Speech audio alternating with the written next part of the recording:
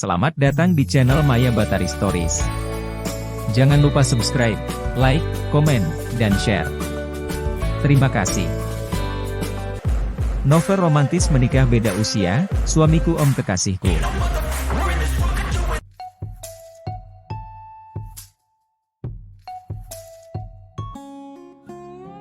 Povsania. Anang yang kuminta hari itu untuk menemaniku ke bandara, selain Nadia. Ben ingin ku sertakan, tapi takut terjadi baku hantam. Nadia menatapku seakan takut diriku akan lepas kendali. Aku mencoba mengukir senyum paling menenangkan, meski jantung ini sudah melantunkan nada beat yang memekakkan telinga. Tentu saja aku sangat merindukan dia. Pada akhirnya, akulah yang berinisiatif menghubunginya terlebih dahulu. Melihat wajah kuyunya di layar ponsel, membuat hatiku seperti diremas-remas. Aku tidak kuasa untuk tidak menumpahkan air mata saat itu juga. Jujur ada perasaan kesal bercampur marah di sana. Tapi aku bukan istri egois yang akan meninggalkan suamiku, saat ada masalah yang ditimbulkan di hadapanku.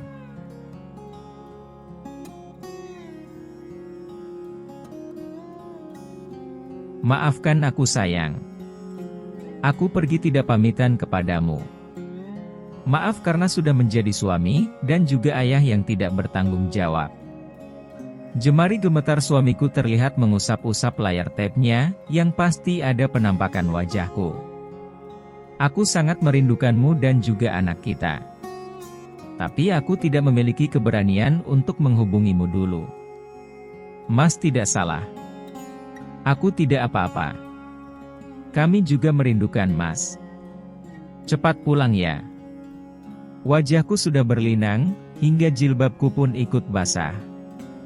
Maafkan aku juga, karena sudah bertindak kekanakan kemarin. Aku percaya sama Mas.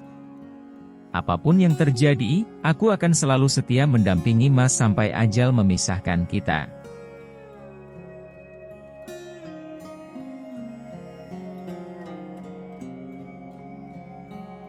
Alhamdulillah.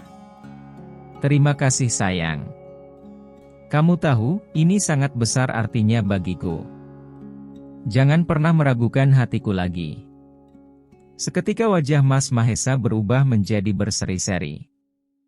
Andrea dan ibunya sudah aku anggap sebagai keluargaku, dan aku tidak bisa membiarkannya terpuruk sendiri. Dialah pria baik hati pemilikku.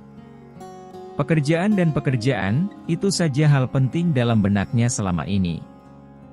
Aku tidak menyalahkan, betapa tidak peka perasaannya kepadaku. Bahkan kepada Andrea sekalipun.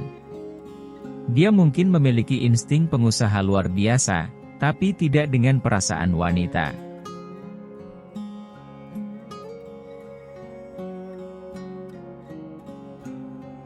Dia buta. Dia tidak memiliki pengalaman apapun. Harusnya aku mampu menjaganya dengan baik. Itulah yang sedang aku lakukan saat ini. Memastikan hanya aku saja yang ada dalam benak, dan pikirannya, dalam tiap detak jantungnya. Bahkan dalam setiap butir darah, yang mengalir dalam tubuhnya. Aku begitu bahagia, akhirnya kami dapat berbicara dari hati ke hati. Aku semakin memahami dirinya, sang pangeran impian yang selalu kesepian di semua kesuksesannya. Seorang pria sejati yang mempersembahkan cinta di hatinya hanya untukku, dan selama ini aku terlalu buta. Hatiku tertutup api cemburu yang berkobar, dan tiap hari membakar semuanya tanpa tersisa. Hal itu seharusnya tidak perlu terjadi. Harusnya rasa ketidakpercayaan tidak aku pupuk hingga tumbuh subur, yang akhirnya membuatku menderita sendiri.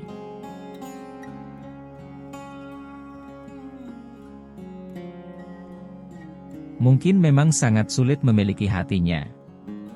Tapi aku telah diberi kemudahan untuk menguasainya. Aku sendiri yang selama ini kelihatan tidak ingin mempertahankannya. Bukankah ini ironis? Aku rasa Andrea melihat celah sempit itu, dan berusaha memanfaatkannya. Namun aku yakin celah sempit itu telah tertutup selamanya, dengan kehangatan cinta yang aku miliki. Aku melihat jadwal kedatangan penerbangan. Sebentar lagi pesawat suamiku akan tiba. Dan kali ini mereka memilih penerbangan komersil. Rasanya sangat tidak seimbang mengingat betapa luar biasa harta yang dia miliki. Tapi itulah gaya suamiku. Mahesa Hadiwijaya yang tidak pernah ingin tampil mencolok. Suamiku yang sederhana. Aku percaya, tidak mungkin pria seperti dia memiliki pemikiran untuk berselingkuh. Dia juga pria yang memegang teguh ajaran agama. Walau aku sangat yakin, dia tidak akan datang sendirian.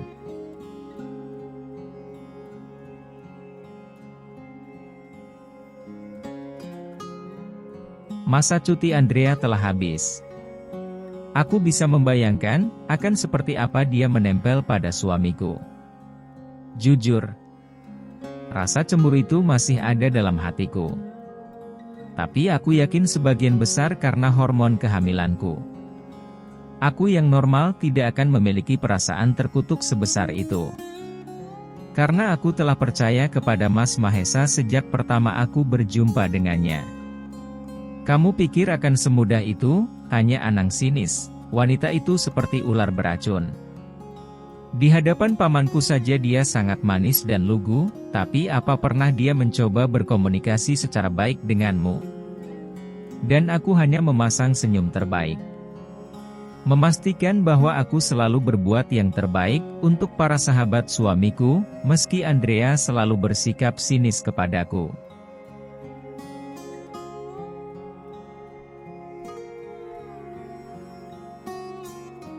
Mereka datang, bisik Anang dengan nada tidak suka. Aku menoleh ke gerbang kedatangan, dan kini dapat melihat sumber dari ketidaksukaan Anang. Tapi sekali lagi aku menguatkan hati. Hal itu takkan menggoyahkan tekadku, untuk tetap percaya kepada suamiku. Andrea dengan tidak tahu malu, menggelayut manja di lengan kokoh Mas Mahesa. Sebaris senyum riang menghias bibirnya, seolah dunia ini adalah miliknya. Jika dia pikir sudah menang, maka jawabannya salah besar. Aku pikir sekarang dialah yang sudah kalah telak. Tapi Mas Mahesa terlihat biasa saja, tampak tidak risih sama sekali. Hal itu membuat pikiranku kembali bercabang-cabang. Dia membuka kacamata hitam yang membingkai mata tajamnya, begitu melihat sang pujaan hati menyambut dengan senyum indah di bibir merekahku. Priaku terlihat berbicara sesuatu pada Andrea, hingga wanita itu melepaskan pegangan tangannya. Sorot matanya terlihat tidak suka pada keberadaan diriku dan Anang.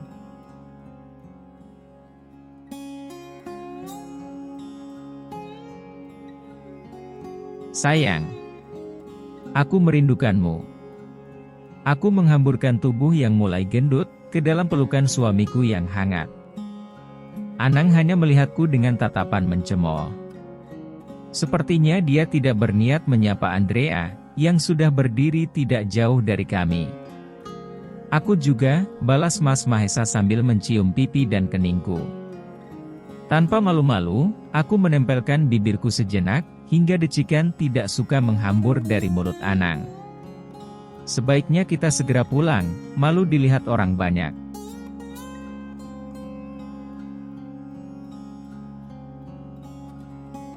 Aku hanya mengangguk setuju, sebelum melepaskan pelukan. Aku menghidu dalam-dalam aroma tubuh suamiku, yang rasanya sudah berabad-abad tidak kurasakan. Kubiarkan saja dia menggandeng tanganku menuju lobi bandara, di mana mobil jemputan kami sudah menunggu. Hai Andrea. Apa kabar? Aku mencoba berbasa-basi sebentar, begitu ingat dengan sosok jangkung nan cantik, yang berjalan dengan enggan di samping suamiku. Masih ingat aku juga? Kabarku baik. Bagaimana dengan kandunganmu? Balasnya yang di telingaku terdengar dimanis-maniskan.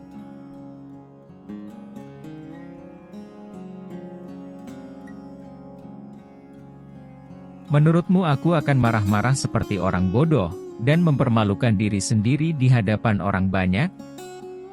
Hanya gara-gara foto tidak jelas yang kamu kirimkan? Sayangnya aku tidak senaif dan selemah itu. Ujar hatiku yang sangat ingin terlontar keluar. Alhamdulillah semuanya baik. Aku turut berduka cita untuk ibumu, semoga Tuhan memberinya jalan yang lapang. Aku harap Tuhan juga memberimu ketabahan dan kesabaran. Dia tampak tertegun sejenak demi mendengar perkataanku, meski akhirnya dia kembali memasang muka datar. Terima kasih.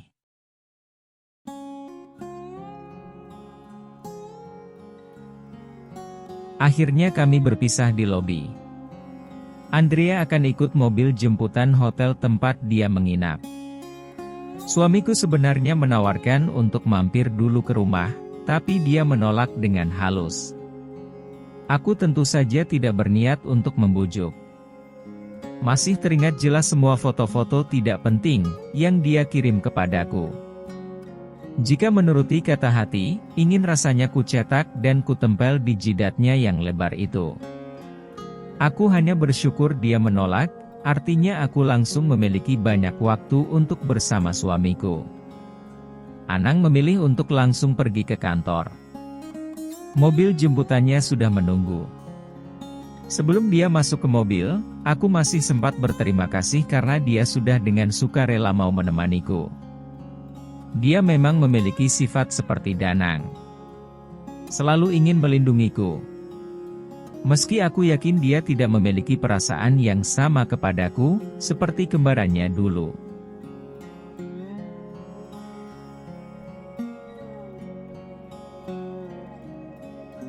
Mas masih ingat untuk pulang juga, rajuku begitu kami sudah masuk ke dalam mobil.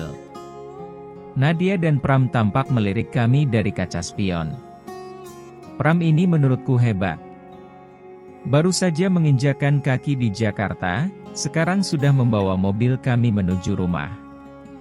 Sepertinya dia bukan sopir dan asisten biasa, meski aku lihat dia sangat jarang sekali berbicara. Kamu ini bicara apa?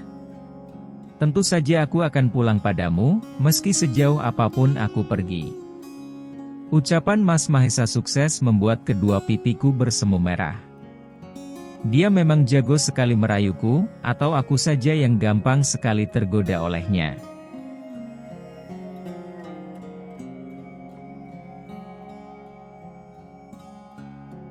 Dasar gombal.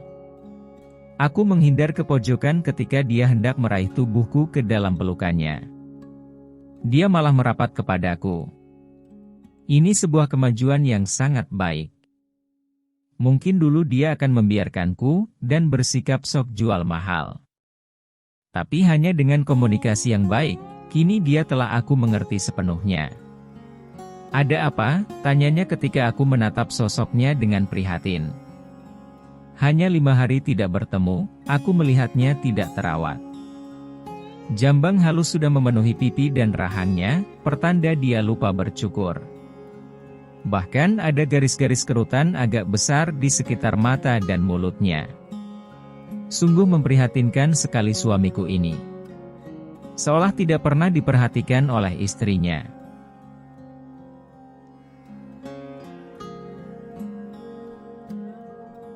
Aku hanya bisa menangis di bahunya, dan mengucapkan maaf berkali-kali. Harusnya aku tidak meninggalkan dia di puncak, dan bisa mencegahnya pergi menemui Andrea di Washington. Tapi yang aku lakukan, bahkan mungkin teramat tidak pantas untuk ditiru. Mas tampak tua sekali, dan aku berjanji akan menghapus semua kerutan di sini, dan di sini. Aku mengecup sudut kedua matanya, lalu kedua sudut di bibirnya, dan terakhir aku menyapukan jempolku di atas dahinya yang juga sudah berkerut halus. Jadi sejak kapan kamu mulai nakal begitu?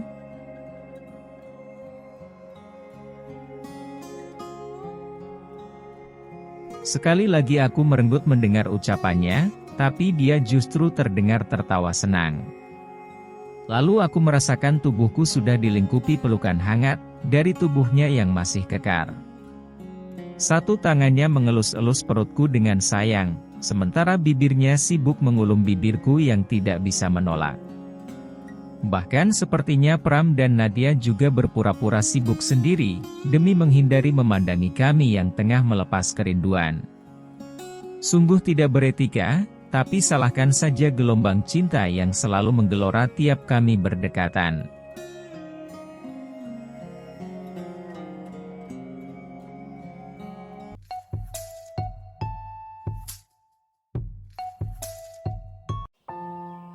Aku tiba 15 menit lebih awal dari waktu yang dijanjikan. Siang ini aku berencana bertemu dengan Andrea, tentu saja untuk menjelaskan semua hal yang terjadi pada kami. Sepertinya suamiku juga tidak mengetahui mengenai insiden foto itu, dan aku juga tidak berniat memberitahunya. Kelihatannya Andrea mengambil gambar itu tanpa sepengetahuan Mas Mahesa, dan ini menjelaskan banyak hal kepadaku. Sikap Mas Mahesa sangat biasa. Bahasa tubuhnya mengatakan, jika dia tidak pernah membohongiku. Bahkan dia makan sangat lahap, ketika tadi malam aku membuatkan menu makan malam sederhana. Kegiatan rutin suami istri di atas ranjang pun berjalan lebih mesra dari biasa, meski dia terkesan lebih hati-hati karena usia kandunganku yang makin besar. Segalanya bagi kami seperti memulai dari awal kembali. Cinta yang makin menggebu, dan lebih saling terbuka. Aku mencoba untuk lebih mengerti akan kegiatannya, yang memang lebih dari suami yang lain.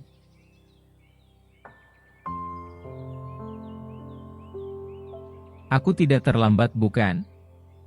Andrea meletakkan pantatnya yang seksi di kursi seberangku.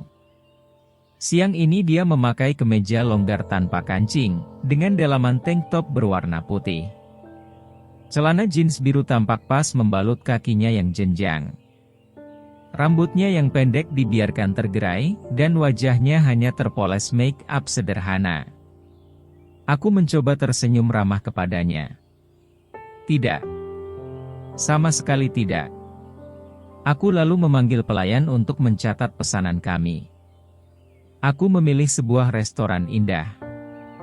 Rekomendasi Anang pastinya, dan salah satu milik pria itu juga tentunya. Apapun bantuan yang aku pinta, dia selalu berikan dengan pelayanan terbaik.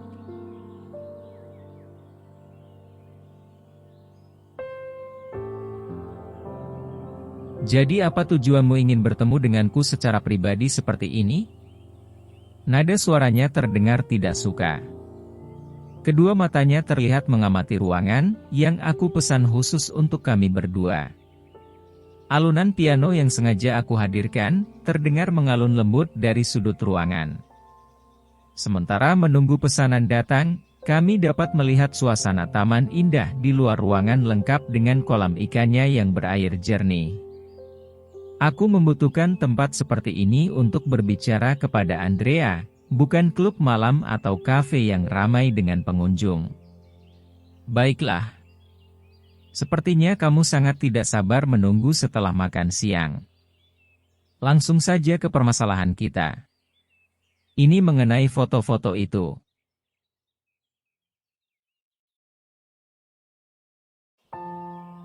Kamu sudah melihatnya bukan?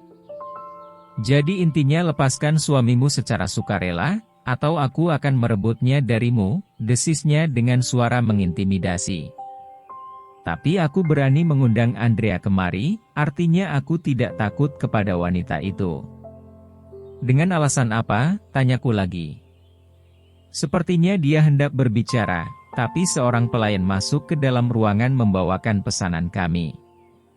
Apa foto-foto itu belum menjelaskan semuanya?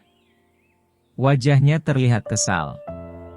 Aku mengambil sepotong siomay dari atas piring dan memakannya dengan tenang. Sementara dia terlihat tidak tertarik dengan nasi tutuk oncom yang dipesan.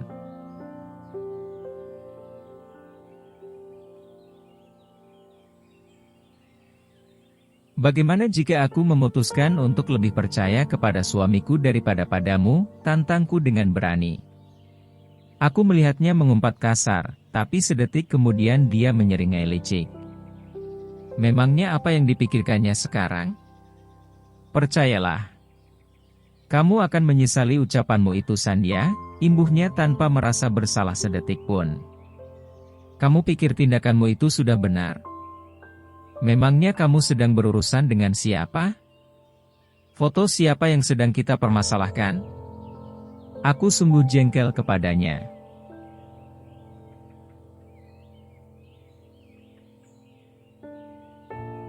Walau dia cantik dan cerdas, tapi tak seharusnya dia memiliki pemikiran picik seperti itu. Dia seorang pengusaha ternama. Dia selalu tulus membantumu dalam segala kesulitan. Apa ini bukti rasa cintamu kepadanya? Apa kamu ingin menghancurkan kehidupannya? Jangan memperbesar permasalahan kita dengan merembet ke hal-hal yang tidak berdasar. Suamimu peduli padaku. Mungkin saja dalam hatinya memang ada aku. Buktinya dia mau bersusah payah jauh-jauh datang hanya untuk menghiburku, ucapnya dengan nada bangga. Dia juga tidak menolak ketika aku bersandar padanya. Bahkan melakukan hal seperti yang aku inginkan.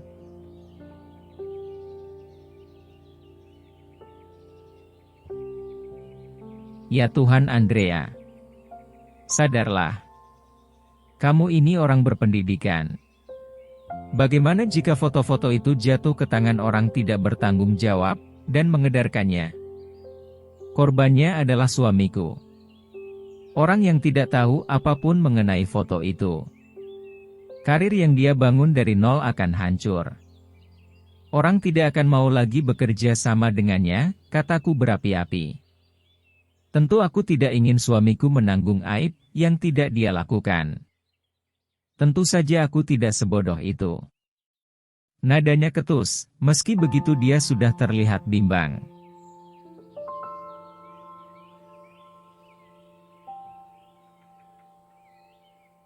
Katakan padaku, apakah suamiku pernah memiliki kesalahan besar padamu, hingga kamu tega memfitnahnya seperti itu?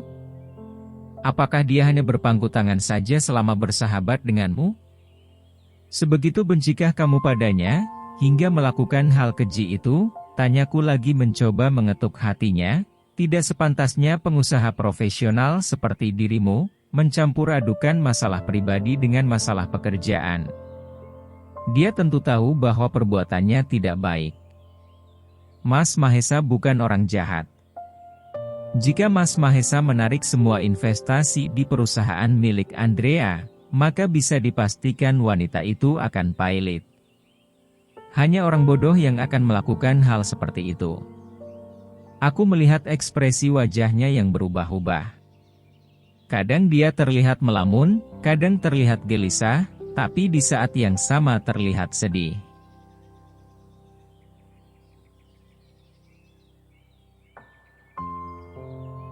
Selama ini dia selalu baik kepadaku. Tidak pernah sekalipun dia meninggalkanku dalam kesedihan sendiri. Dia selalu merangkulku untuk tetap tegar menghadapi hidup. Dan aku sungguh tidak ingin membuatnya susah. Setelah sekian lama terdiam, akhirnya dia membuka suara. Ada bening mengalir dari sudut mata birunya. Ternyata dia masih memiliki hati juga, dan aku patut bersyukur akan hal itu. Lalu mengapa karena tidak suka padaku, kamu harus menyakitinya seperti itu? Dia pasti akan sangat kecewa dengan sikapmu. Padahal dia sudah mengorbankan waktu untukmu, dan rela meninggalkan keluarga hanya demi dirimu, kataku pedih.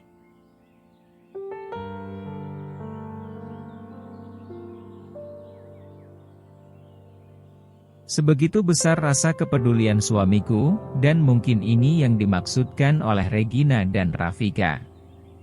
Suamiku terlalu baik hati, dan selalu memikirkan orang lain. Meski salah satu balasannya akan menyakiti dirinya seperti ini. Suamiku mungkin juga tahu, jika aku lebih tersakiti dengan sifatnya. Tapi siapa yang bisa mengubahnya? Sekeras-kerasnya batu, akan rapuh juga jika terus-menerus ditetesi air. Tapi tidak dengan sifat seseorang. Hal itu sudah pembawaan, dan aku harus pandai-pandai menjaga hati. Aku akan menghapus semua foto itu, ucapnya lirih tapi terlihat mantap. Baiklah.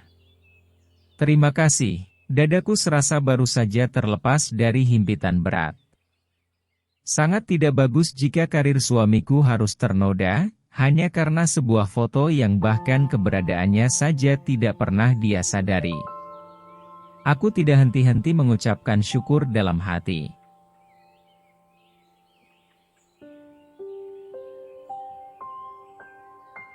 Well, sepertinya aku juga harus meminta maaf padamu, dia menyeka sisa bulir di pipinya. Aku sadar sudah keterlaluan sekali padamu, dengan membuat fitnah keji seperti seorang wanita yang tidak laku saja. Aku akui ini semua salahku. Mahesa tidak pernah terlibat apapun denganku. Aku yang selalu memaksa, agar dia memberiku sebuah kenangan yang seharusnya tidak pantas aku minta. Aku melihat kejujuran yang terpancar dari sorot matanya. Aku rasa dia takkan mungkin lagi menyakiti orang yang selama ini begitu menyayanginya. Aku memaafkanmu.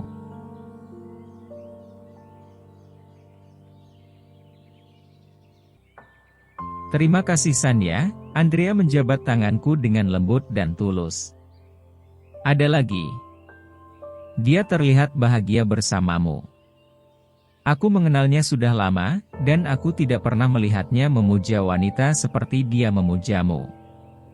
Aku selama ini hanya iri padamu. Mengapa bukan aku yang dia pilih menjadi pendampingnya? Padahal selama ini akulah yang selalu berada di dekatnya. Andrea tampak menarik napas berat. Mungkin aku telanjur merasa nyaman di sekitarnya seperti juga orang lain. Tapi sekarang aku sadar, akan lebih baik jika aku menganggapnya sebagai sahabat saja. Aku tidak akan sanggup kehilangan Mahesa, yang nantinya akan membenciku. Jadi aku meminta pengertianmu Sanya. Aku janji tidak akan mengusiknya lagi.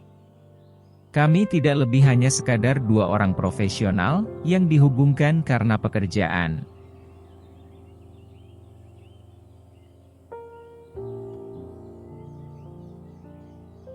Aku akan percaya padamu. Setelah kamu menghapus semua foto itu dari foldermu. Terima kasih, dan aku jamin kamu harus merasa lega mulai saat ini San. Sekali lagi maafkan atas sikapku yang kekanak-kanakan selama ini. Aku tidak pernah menyangka, jika gadis seusiamu ternyata memiliki pemikiran yang mungkin lebih dewasa dariku sendiri. Andrea mengulurkan tangan sekali lagi kepadaku. Aku menyambutnya dengan tulus karena pada dasarnya aku juga tidak menyukai permusuhan. Aku pikir Andrea akan susah ditaklukkan, tapi kelihatannya dia kini menyadari arti Mas Mahesa dalam hidupnya. Akan sangat sulit mendapatkan seorang sahabat yang sangat tulus, terlebih dia rela mengorbankan segala-galanya demi dirimu. Cinta yang salah tidak harus berujung tragis. Tapi kesalahan itu bisa berubah menjadi sesuatu yang manis pada akhirnya.